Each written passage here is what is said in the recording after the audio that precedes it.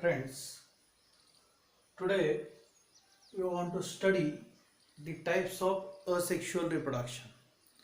In last lecture, we studied about the sexual type of reproduction and asexual type of reproduction.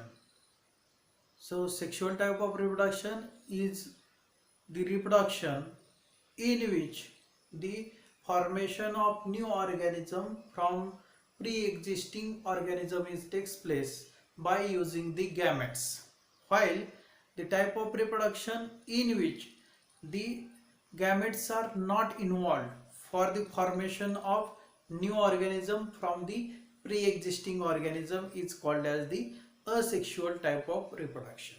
आलं लक्षात याच्यामध्ये बघा ज्या reproduction मध्ये गॅमेटचे इन्व्हॉल्वमेंट होते तर त्याला सेक्शुअल रिप्रोडक्शन म्हणायचं आणि ज्या रिप्रोडक्शन मध्ये गॅमेटची इन्व्हॉल्वमेंट होत नाही किंवा gametes are not required for the formation of new organism or for formation of new life so such a type of reproduction is called as the asexual type of reproduction. So there is no any type of sexual type of reproduction, but there are three types of the reproduction in asexual method. Asexual method मध्ये आपल्याला reproduction चे तीन प्रकार पाहायला मिळतात किंवा तीन सब type असलेले पाहायला मिळतात. त्याच्यामध्ये एक आहे जेम्युली फॉर्मेशन, दुसरा आहे बडिंग आणि तिसरा आहे रिजनरेशन. तुम्ही बघा reproduction in lower and higher plants मध्ये काही असेक्शुअल रिप्रोडक्शनचे टाइप स्टडी केलेले आहेत. त्याच्यामध्ये कटिंग असेल, बडिंग असेल, त्याचबरोबर फ्रॅगमेंटेशन असेल.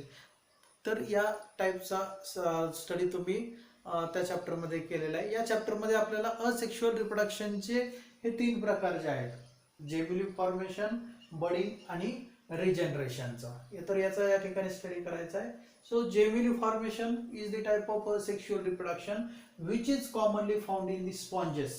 Sponges जे आहेत तर त्याच्यामध्ये आपल्याला हे या ठिकाणी जेमिल फॉर्मेशन जे आहे तर ते कॉमनली पाहायला मिळतं. त्याच्यापैकी स्पॉन्जिला जो आहे, so this is the diagram which showing the gemmule formation in the Spongilla. Spongy मधलं जे स्पॉन्जिला जो आहे तर त्याच्यामधलं जेमिल फॉर्मेशन कशा पद्धतीने होतं ही दाखवणारी ही फिगर आहे. आता बघा त्याच्यामध्ये जेमिल म्हणजे काय हे माहिती असणं गरजेचं आहे. So gemmule is an endogenous bud formed during the unfavourable condition by that organism.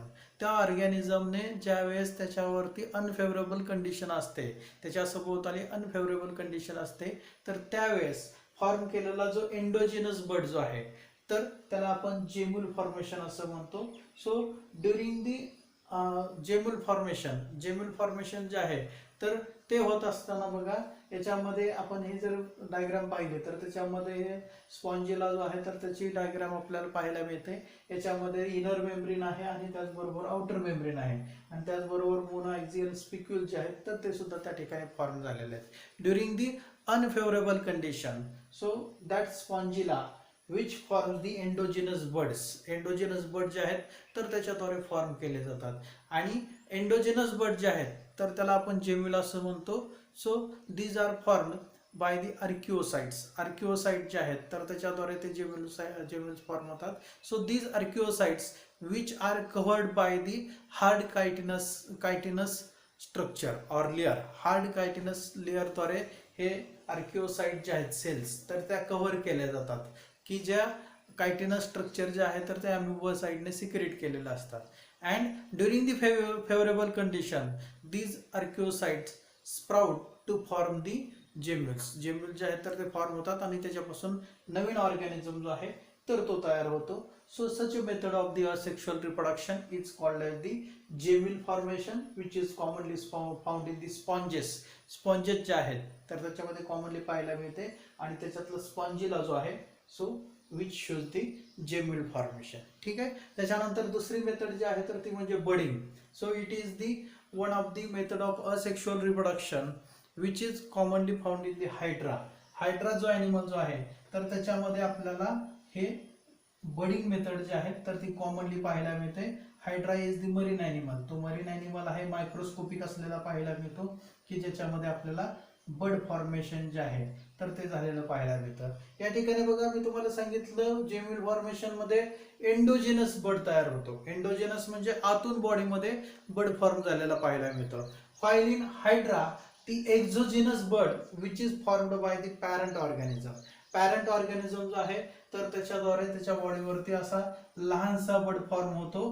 So that bud which grows during the favourable condition. जसजशी फेवरेबल कंडिशन मिळेल तसं तो जो बड जो आहे तर तो ग्रो होतो आणि ग्रो होऊन त्या ठिकाणी तो जो हायड्रा जो आहे तर त्या हायड्राद्वारे त्या ठिकाणी तो जो बड जो आहे तर तो पूर्ण ग्रो झालेला पाहायला मिळतो आणि तो बड ग्रो झाल्यानंतर त्याच्यापासून पॅरेंट हायड्रा जो आहे तर तो तयार होतो. So that parent hydra which is detaches from the parent plant or that is the young hydra which is that young hydra which is detaches from the parent animal. Parent animal जो आहे तर त्याच्यापासून तो detach होतो and which behave as a new organism आणि तो new organism मधून behave होतो. After that organism which is also mature, which also produce the exogenous bud. So that exogenous bud which grows fully mature and which also detach from the parent organism to form the new young hydra. So such a method of asexual method of the reproduction is called as the budding which is commonly found in the hydra. आलं लक्षात. आणि तिसरी जी method आहे so that method is called as the regeneration. So that means त्याला आपण पुन्हा तयार होणं असं म्हणतो. याच्यामध्ये बघा which is commonly found in the planaria. Planaria नावाचा जो ऑर्गॅनिझम जो आहे की ज्याच्यामध्ये आपल्याला रिजनरेशन ही जी असेक्शुअल टाइप ऑफ रिप्रोडक्शन जे आहे तर ते पाहायला मिळतं. बघा some animals which having the ability to develop its body part, lost body part. Lost body part जो आहे तर तो डेव्हलप करण्याची ॲबिलिटी त्या ऑर्गॅनिझम मध्ये आपल्याला पाहायला मिळते. काही ऑर्गॅनिझम मध्ये फॉर एक्झाम्पल बघा वॉल लिझार्ड जे आहे. So wall lizard regenerate its tail which is lost by तो जो ॲनिमल जो आहे तर त्याच्याद्वारे लॉस्ट केलेली जी तेल जी आहे वॉल लिझार्डद्वारे तर ती परत रिजनरेट होती बघा. तसं प्लॅनेरिया जो आहे so which reproduce by the regeneration process in which the anterior part of the animal which is lost or it become divide at the middle side ला तो डिवाइड होतो आणि त्याच्यापासून दोन वेगळे पार्ट तयार होतात, anterior part आणि posterior part. So anterior part forms the posterior part while the posterior part which forms the anterior part and to form the two new organism. म्हणजे जो समजा हा वरचा पार्ट आहे त्या ॲनिमलचा तर तो खालचा पार्ट जो आहे तर तो रिजनरेट करतो आणि त्याच्यापासून नवीन ऑर्गॅनिझम तयार होतो आणि हा जो खालचा पार्ट जो आहे तर त्याच्यापासून वरचा लॉस झालेला पार्ट जो आहे तर तो तयार होतो आणि त्याच्यापासून नवीन ऑर्गॅनिझम तयार होतो. तर ही जी प्रोसेस आहे तर त्याला आपण म्हणतो किंवा ही जी मेथड आहे रिप्रोडक्शनची तर त्याला म्हणायचं regeneration. So which is commonly found in the planaria. Planaria नावाचा ऑर्गॅनिझम जो आहे तर त्याच्यामध्ये ही रिजनरेशन जी असेक्शुअल टाइप ऑफ मेथड आहे तर ती पाहायला मिळते. आलं लक्षात. तर आज आपण बघा असेक्शुअल रिप्रोडक्शनच्या वेगवेगळ्या मेथड ज्या आहेत तर त्याचा स्टडी केला. त्याच्यामध्ये जेम्युल फॉर्मेशन, बडिंग आणि रिजनरेशन. जेम्युल फॉर्मेशन जे आहे तर ते आपल्याला कॉमनली स्पॉन्जेस मध्ये पाहायला मिळते. बडिंग मेथड जी आहे तर ती कॉमनली हायड्रा मध्ये पाहायला मिळते आणि रिजनरेशन मेथड जी आहे तर ती कॉमनली आपल्याला त्या ठिकाणी असणारा प्लॅनेरिया ॲनिमल जो आहे तर त्याच्यामध्ये पाहायला मिळते. ठीक आहे. नेक्स्ट लेक्चरला आपण सेक्शुअल रिप्रोडक्शन आणि ह्युमन बिईंग मधलं सेक्शुअल रिप्रोडक्शन जो आहे तर त्याचा स्टडी करणार आहोत. ठीक आहे.